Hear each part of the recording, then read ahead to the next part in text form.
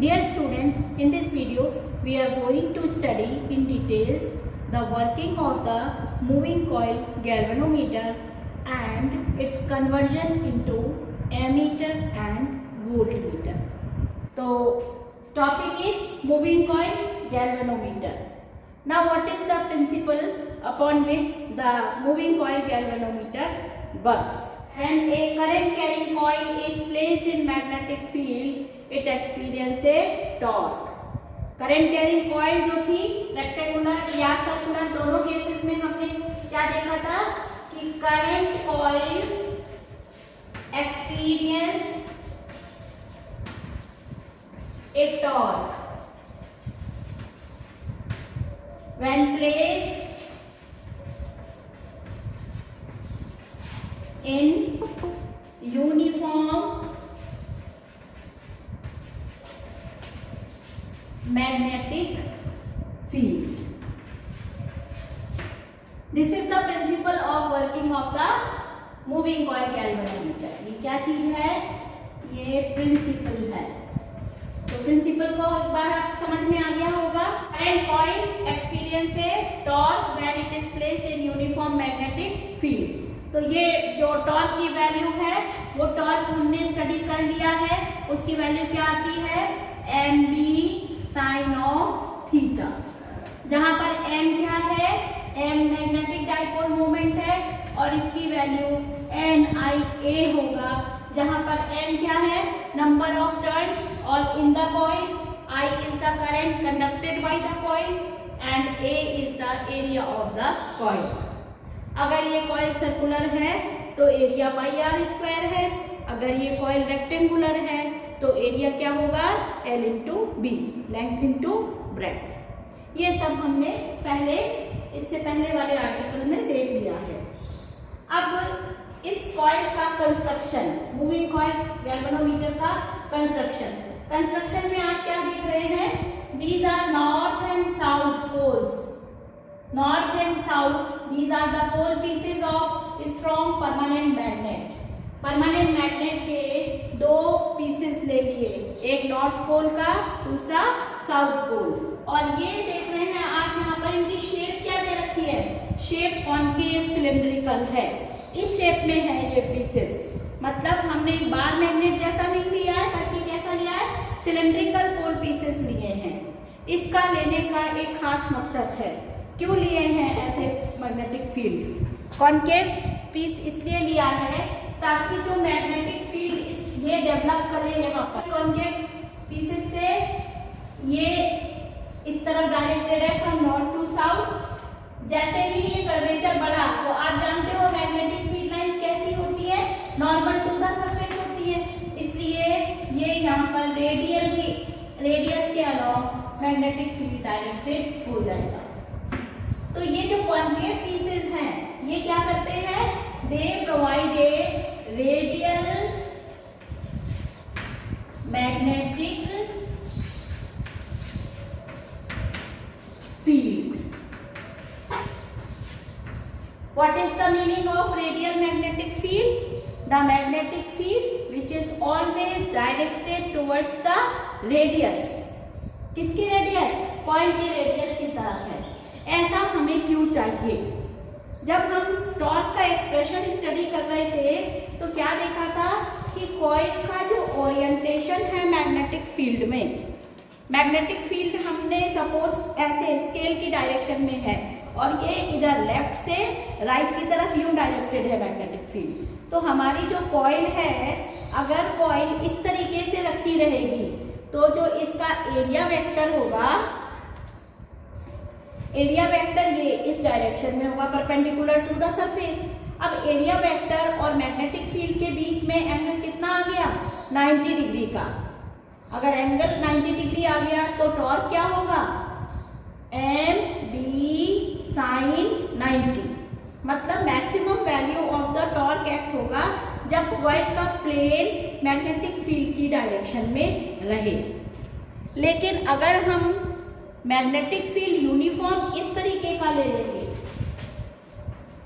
Suppose magnetic field ऐसा है तो कॉइल जब इसके अंदर रोटेट करेगी, रोटेट करने के समय जो एंगल है मैग्नेटिक फील्ड के साथ, ये लगातार क्या होगा, चेंज होता रहेगा, जिसकी वजह से टॉर्क की वैल्यू कांस्टेंट ना होकर के क्या होती रहेगी, चेंज होगी, क्योंकि torque is equal to M D sine theta है।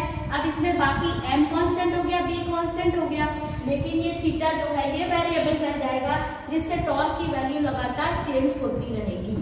लेकिन हम क्या चाहते हैं, हम चाहते हैं कि इस पर टॉर्क कांस्टेंट लगे, तो टॉर्क कांस्टेंट रखने का मतलब क्या हो गया, NIAB, ये वैल्यू कांस्टेंट टॉर्क है, जिसमें sine theta is equal to 1 रखना है। साइन थीटा 1 करने के लिए कॉइल का प्लेन हमेशा मैग्नेटिक फील्ड के डायरेक्शन में होना चाहिए, और ऐसा तभी होगा कि जैसे ही कॉइल रोटेट हो मैग्नेटिक फील्ड भी अपनी डायरेक्शन क्या करे, चेंज करती रहे। तो आप स्केल से हम मैग्नेटिक फील्ड को डिनोट कर रहे हैं, तो आप देख रहे हैं जैसे जैसे कॉइल मूव कर रही है वैसे वैसे क्या हो रहा है, मैग्नेटिक फील्ड भी चेंज होता जा रहा है, क्योंकि ये हमेशा किधर है, रेडियस के अलोंग है। ऐसा कॉन्केव पीसेस ऑफ मैग्नेट लेने के कारण हो गया, तो इसलिए हमें रेडियल मैग्नेटिक फील्ड की जरूरत है। अब क्वेश्चन आता है 1 नंबर का, बोर्ड एग्जाम में कई बार पूछा गया है, what is the physical significance of radial magnetic field in the moving coil galvanometer, या ऐसा भी पूछ सकते हैं, why radial magnetic field is applied in the moving coil galvanometer. तो क्या इसका आंसर निकल के आएगा, that so that a constant value of the torque acts on the coil because the plane of the coil always lie parallel to the direction of the changing magnetic field. Magnetic field की value नहीं बदल रही, लेकिन direction लगातार बदलने की वजह से हमें ऐसा मैग्नेटिक फील्ड चाहिए, हमें जो कॉइल है वो रोटेट होने की वजह से ऐसा मैग्नेटिक फील्ड चाहिए कि कॉइल परमानेंटली मैग्नेटिक फील्ड की डायरेक्शन में ही अपना प्लेन को अलाइन करे। क्लियर है ये पॉइंट, सभी बच्चों को क्लियर हो गया। ये कॉन्केव पीसेस हमने क्यों लिए, रेडियल मैग्नेटिक फील्ड अप्लाई करने के लिए, और रेडियल मैग्नेटिक फील्ड क्यों चाहिए, ताकि कांस्टेंट टॉर्क कॉइल पे लगे। अब इसके बाद आता है दूसरी चीज, यहाँ देखो ये क्या चीज है, ये जो गोल गोल दिखाई दे रहा है, this is a core, soft iron core. ये मटेरियल कोर बनती है, इस कोर को हम सॉफ्ट आयरन लेते हैं। सॉफ्ट आयरन किस लिए लेते हैं, क्योंकि सॉफ्ट आयरन का जो परमिएबिलिटी है वो बहुत बड़ा होता है, और ये क्या करती है, मैग्नेटिक फील्ड लाइंस को अपने अंदर कंसंट्रेट कर लेती है। इस वजह से हम यहाँ पर सॉफ्ट आयरन को कोर मटेरियल की तरह से इस्तेमाल करते हैं। Then pink lines, these lines, ये जो पिंक कलर के दिखाई रहे हैं ये क्या है, दिस इज द कॉइल। वो जो कॉइल हमने रेक्टेंगुलर ली, या जो करंट कॉइल है सर्कुलर हो सकती है या रेक्टेंगुलर हो सकती है, ये कॉइल किसके ऊपर रैप्ड है, ये सॉफ्ट आयरन कोर के ऊपर रैप्ड है, इंसुलेटेड है आयरन कोर से। मान लो ये कोर है तो कॉइल इसके चारों तरफ ऐसे ऐसे घूम सकती है, लेकिन ये इसको मींस कंडक्ट नहीं करेगी। तो ये कॉइल क्या हो गई, coil is wrapped over the soft iron core. और यहाँ पर ये जो दिखाई दे रहा है आपको स्पाइरल शेप में, ये स्पाइरल शेप में है स्प्रिंग। एक हेयर स्प्रिंग होती है, हेयर स्प्रिंग बहुत पतले fibre means phosphor bronze fibre से बनी हुई होती है, और ये हेयर स्प्रिंग किस काम में आती है, जब कॉइल घूमती है तो घूमने के साथ साथ ये स्प्रिंग ट्विस्ट होती जाती है, और ट्विस्ट होने के बाद में ये क्या डेवलप कर देती है, एक रेस्टोरिंग टॉर्क या एक रेस्टोरिंग कपल कॉइल के अंदर डेवलप कर देती है। यहाँ दिखाई दे रहा है ये क्या है, this is a pointer. Pointer क्या है, pointer is moving over a scale. Scale कैसा होता है, स्केल में जैसे यहाँ 0, यहाँ 10, फिर 20, फिर 30, इस तरफ भी 10, 20, 30। ये जो गैल्वेनोमीटर है उसका स्केल है, इसके ऊपर पॉइंटर डिफ्लेक्ट होता है। तो पॉइंटर जैसे जैसे डिफ्लेक्ट होगा, देखो यहाँ पर पॉइंटर अगर 0 पर आ गया तो मीन्स नो करंट, पॉइंटर इस डायरेक्शन में आ गया, some current is there, pointer ने अपना जो डिफ्लेक्शन है वो इंक्रीज कर लिया, means the current is increasing in value. Pointer ने डिफ्लेक्शन अपोजिट डायरेक्शन में कर लिया, means the direction of the current from the galvanometer is changing और reversing. This is all regarding the construction of the galvanometer. Once you understand the construction and the principle of the moving coil galvanometer, now it is very easy to understand its working. What actually happens? As soon as you connect the galvanometer in a circuit which is conducting, so when current passes through this galvanometer, the current is conducted by the coil. ये जो coil है ABCD, इसमें से current pass होती है. जैसे ही current pass होती है, what happens? A torque acts on the coil, and this torque is called as the deflecting torque.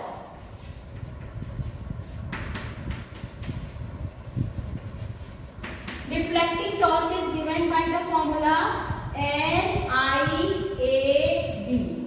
Sign 90 degree है, तो साइन थीटा हम नहीं लिख रहे हैं क्योंकि कॉइल का प्लेन मैग्नेटिक फील्ड में ही रहेगा हमेशा. ये डिफ्लेक्टिंग टॉर्क उस पर एक्ट कर रहा है. कांस्टेंट वैल्यू का टॉर्क है, देखो NIAB.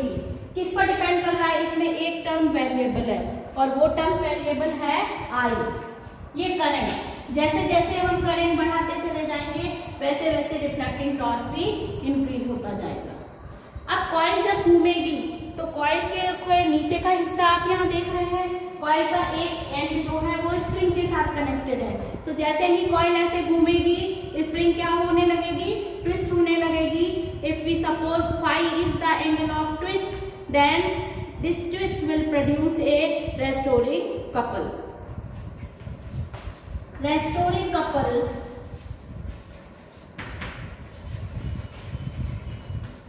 is given by C into phi, where C is the torsion constant. Torsion constant means it is restoring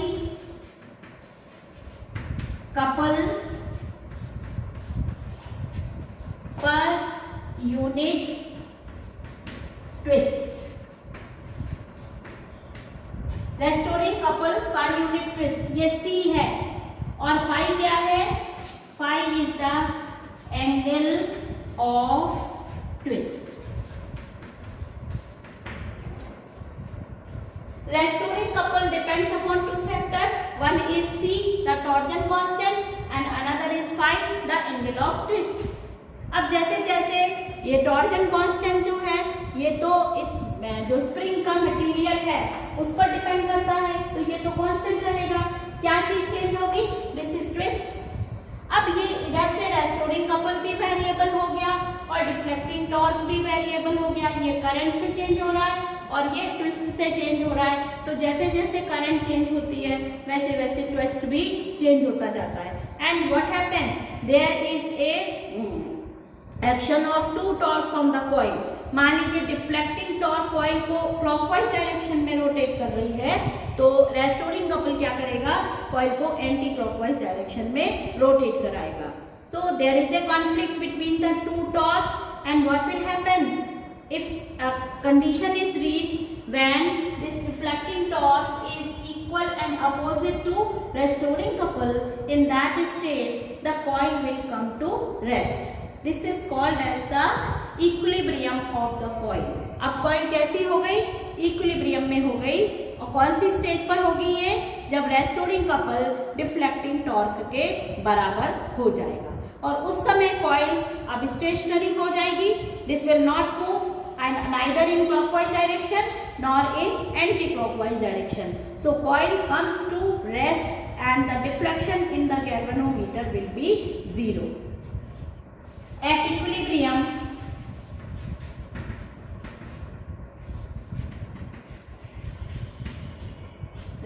deflecting torque is equal to restoring couple. Deflecting torque कितना है? NIAB. Restoring couple कितना है? C into phi.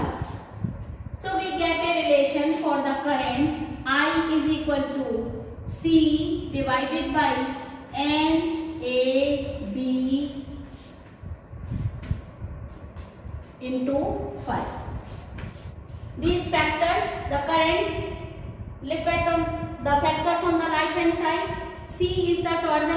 Constant, it is a constant quantity. n is the number of turns in this coil, ये जो pin coil है इसके number of turns है।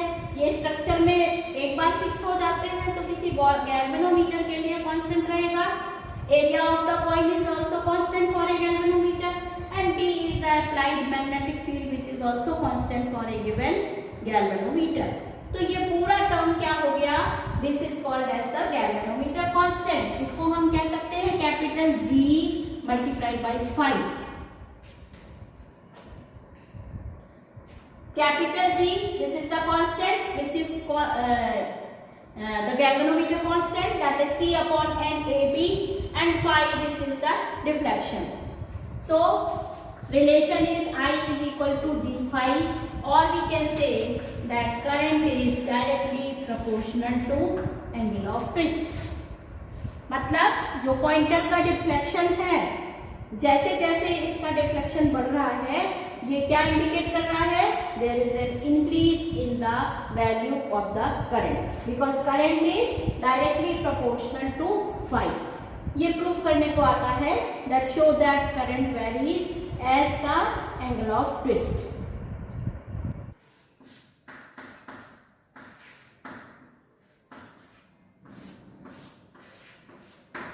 So current is equal to C divided by NAB phi। Now for this galvanometer we are defining this current sensitivity। इसका most important topic है ये IS, current sensitivity पर बहुत question आता है। What is current sensitivity? Current sensitivity IS is defined as the twist upon I, that is deflection in the coil when unit current passes through the galvanometer। क्या चीज है ये? deflection in coil when unit current flows through galvanometer. तो इसकी value कितनी आ जाएगी इस एक्सप्रेशन से? Phi divided by I is equal to NAB upon C। This is the expression for the current sensitivity. अब क्वेश्चन क्या आता है in board examination? Often a question is asked what are the methods by which we can increase the current sensitivity of the galvanometer. तो आपको यहाँ से factors दिखाई दे रहे हैं। IS को बढ़ाने के लिए हमारे पास क्या क्या फैक्टर्स हैं? N को बढ़ा कर दे, that means increase the number of turns. Area को बढ़ा दे, increase the area of the coil. Increase the magnetic field, that is magnetic field में be made strong. And next is the decrease in the torsion constant. ठीक है, torsion constant की value को कम करके इन चार फैक्टर से हम करंट सेंसिटिविटी को कंट्रोल कर सकते हैं। But look at this factor, अगर हम N को बढ़ा देते हैं या हम एरिया को बढ़ाते हैं तो उस केस में क्या होगा? If you increase the number of turns of the coil और you increase the area of the coil, in both the situations there will be an increase in the length of the coil. Coil की length बढ़ेगी and if the length of the coil increases there will be an increase in the resistance of the coil. ये indirectly क्या करेगा? Resistance को बढ़ा देगा। तो resistance अगर बढ़ेगा उससे करंट सेंसिटिविटी क्या हो जाएगी? करंट की वैल्यू कम हो जाएगी। तो करंट सेंसिटिविटी का ये एक अच्छा मेथड नहीं है, जिससे कौन कौन से मेथड से? आइदर इंक्रीजिंग बाय N और इंक्रीजिंग बाय A। तो A और N को हमें प्रेफर नहीं करना चाहिए करंट सेंसिटिविटी को बढ़ाने के लिए। क्या अच्छी मेथड है? तो बेस्ट मेथड क्या है? Magnetic field must be made strong and torsion constant must be made small. I am sorry, magnetic field must be strong and torsion constant must be small. तो टॉर्जन कांस्टेंट छोटा होने के लिए ही जो material हम spring का लेते हैं वो कौन सा लेते हैं? It is phosphor bronze. Phosphor bronze fibre. इसका जो C होता है ये बहुत लो होता है, टॉर्जन कांस्टेंट बहुत कम होता है, इसलिए इस मटेरियल का हम क्या बना लेते हैं, हेयर स्प्रिंग बनाते हैं। ठीक है। और दूसरा, strong pole pieces of the magnet लेते हैं जिससे कि मैग्नेटिक फील्ड स्ट्रॉन्ग है। ऐसा करने से we can increase the current sensitivity of the moving coil galvanometer. Voltage sensitivity Vs लिख लेते हैं इसको। It is defined as phi divided by Vs, phi divided by V। और V क्या चीज है, V इज आया, तो phi divided by IR, this is Vs। तो ये क्या चीज बन गया, Vs is equal to phi upon I, this is the current sensitivity divided by R। Current sensitivity divided by R, जिसको हम लिख सकते हैं NAB upon C into R। Current sensitivity हो गया NAB अपॉन C और डिवाइड कर दें उसको R से। तो अब आप देखिए कि if R is greater than 1, अगर यहाँ से R ग्रेटर देन 1 हो तो उस केस में क्या होगा, करंट सेंसिटिविटी अगर बढ़ गई है तो वोल्टेज सेंसिटिविटी क्या हो जाएगी, डिक्रीज हो जाएगी, क्योंकि वोल्टेज सेंसिटिविटी में रेजिस्टेंस इन्वॉल्व हो गया। तो एक क्वेश्चन 1 मार्क का और पूछा जाता है that increasing the current sensitivity of a galvanometer may not necessarily increase the voltage sensitivity also। Question का मतलब है कि करंट सेंसिटिविटी को बढ़ाने से जरूरी नहीं है कि उसका वोल्टेज सेंसिटिविटी भी बढ़ जाए। एक्सप्लेन। तब आप ये एक्सप्रेशन यूज करके बता सकते कि resistance is greater than 1, then if we increase the current sensitivity there will be a decrease in the voltage sensitivity of the galvanometer। One more term is defined, that is figure of merit।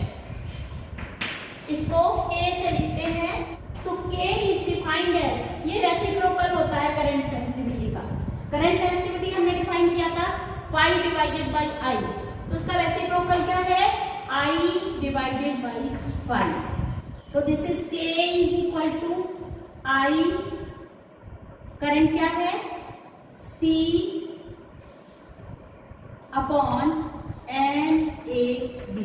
ये figure of merit हो गया।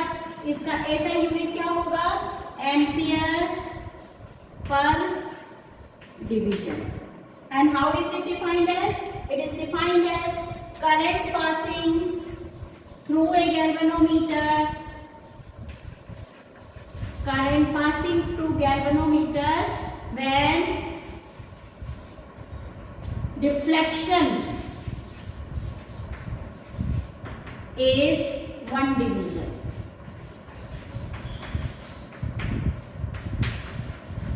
एक दूसरे के reciprocal हैं ये K और IS, वो तथा यूनिट करंट के लिए ट्विस्ट, और ये है यूनिट डिवीजन के लिए करंट। ठीक है, तो that is called as figure of merit.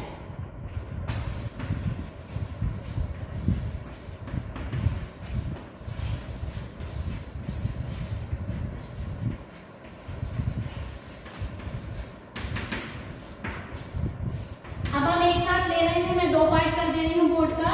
Conversion of galvanometer पहले ले रहे हैं एमीटर, 0 से I वैल्यू का ammeter into conversion of galvanometer into ammeter 0 to I range. तो हमें क्या करना होगा, ये गैल्वेनोमीटर है, this is the galvanometer symbol.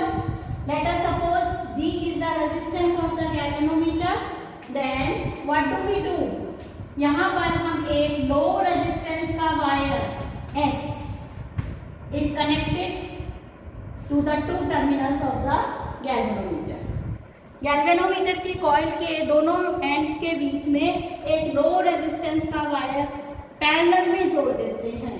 तो this S is called as the shunt। Shunt means a wire of low resistance is connected in parallel to the coil of the galvanometer to convert it into a given range of ammeter. ठीक है, अब यहाँ से मान लीजिए current कितनी आ रही है, I आ रही है, तो इस वाली ब्रांच में करंट चली गई सपोज IG, तो बची हुई करंट किस में जाएगी, यहाँ इस पॉइंट पर हम जंक्शन रूल लगा दें। किरचॉफ जंक्शन रूल क्या कहता है, remaining current will pass through this branch, let this be equal to I minus IG। ये करंट हो गई। अब ये जो दो टर्मिनल है A और दूसरा टर्मिनल B, इन दोनों के बीच का पोटेंशियल डिफरेंस इस लाइन से जाए या नीचे वाली लाइन से जाए, दोनों में सेम रहेगा। तो VAG पोटेंशियल डिफरेंस कितना होगा, VAB, this is given by current through galvanometer multiplied by resistance. Formula V is equal to IR, current हो गई गैल्वेनोमीटर में से IG और G is the resistance of the galvanometer.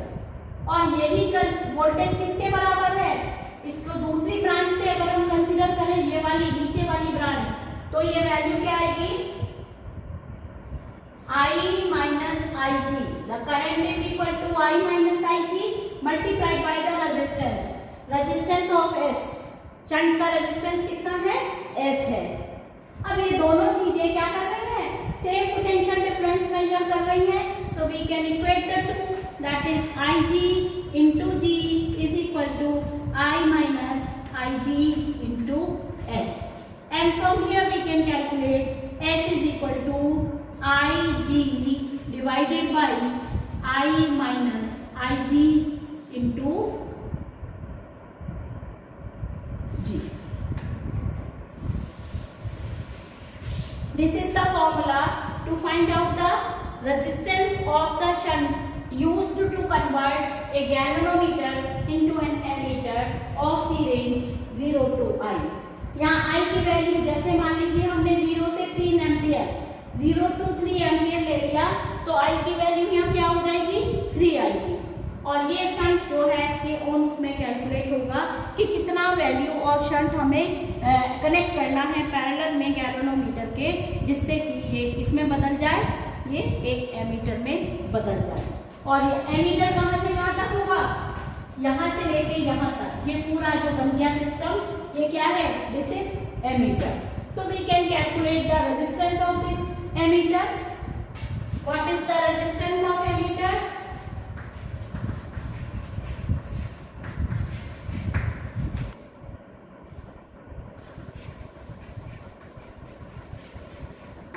दो रेजिस्टेंसेस हैं G और S पैरेलल में जुड़े हुए हैं, तो रेजिस्टेंस क्या हो जाएगा, R is equal to R1 R2 GS upon R1 plus R2। Parallel में हो गया, देखो ये फॉर्मूला है पैरेलल रेजिस्टेंसेस का। क्या फॉर्मूला होता है, कौन सा फॉर्मूला यूज किया हमने, 1/R is equal to 1/R1 plus 1/R2, R1 is equal to G and R2 is equal to S। तो जो इफेक्टिव रेजिस्टेंस है बने हुए एमीटर का वो कितना है, R is equal to GS upon G plus S। Naturally, because it is the parallel combination of the two resistance, therefore the effective resistance of ammeter will be less than the resistance of the galvanometer। ठीक है ना, यानी है resistance of ammeter is less than the resistance of galvanometer। What is the resistance of an ideal ammeter? It will be equal to 0। The conversion of galvanometer into a given voltmeter of range 0 to V volt. To convert a galvanometer into a voltmeter, we will connect a very high resistance in series with the galvanometer. In this case, the current passing through this galvanometer, it is equal to the current flowing through the circuit. Let us suppose I, which is equal to Ig, is flowing through galvanometer as well as through the series combination of resistance. So in this case, if we suppose this is point A and this is point B, the potential difference VAB, let this be equal to V. This potential difference is equal to the current multiplied by the total resistance of the path. Total resistance is series grouping of G and R. G is the resistance of the galvanometer and R is that resistance which is connected in series with the galvanometer. So from this expression, V divided by Ig is equal to G plus R. This gives us the value of resistance R obtained as V upon Ig minus of capital G. So, how can we convert galvanometer into voltmeter? We can convert it by adding a resistance given by V upon Ig minus G in series with the coil of the galvanometer.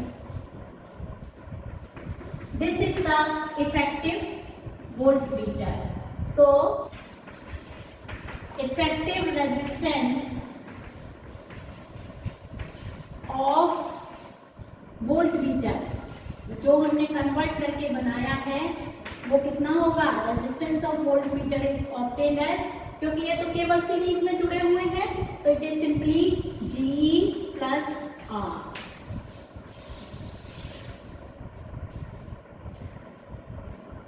Ammeter के case में S की value आई थी Ig upon I minus Ig into capital G, और इसका जो effective resistance आया था R A is equal to G S upon G plus S, जबकि इफेक्टिव रेजिस्टेंस ऑफ वोल्टमीटर क्या हो गया?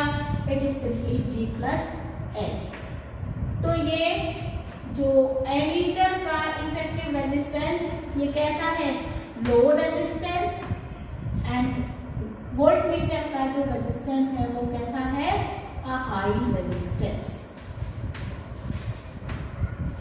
If we compare the resistances of the three devices, which are the three devices? Galvanometer, ammeter and voltmeter. So comparing these resistances, resistance सबसे बड़ा किसका है? voltmeter is greater than the resistance of galvanometer, and this is greater than the resistance of an ammeter. Ideal ammeter, its resistance is equal to 0. Ideal voltmeter, its resistance is equal to infinite. How is voltmeter connected in the circuit? A voltmeter is connected in parallel to the circuit and ammeter is connected in series to the circuit. I hope you have understood completely the working of a moving coil galvanometer, its principle, construction, working, and the expressions for the current sensitivity, voltage sensitivity, as well as the conversion of galvanometer into ammeter and voltmeter. Thank you.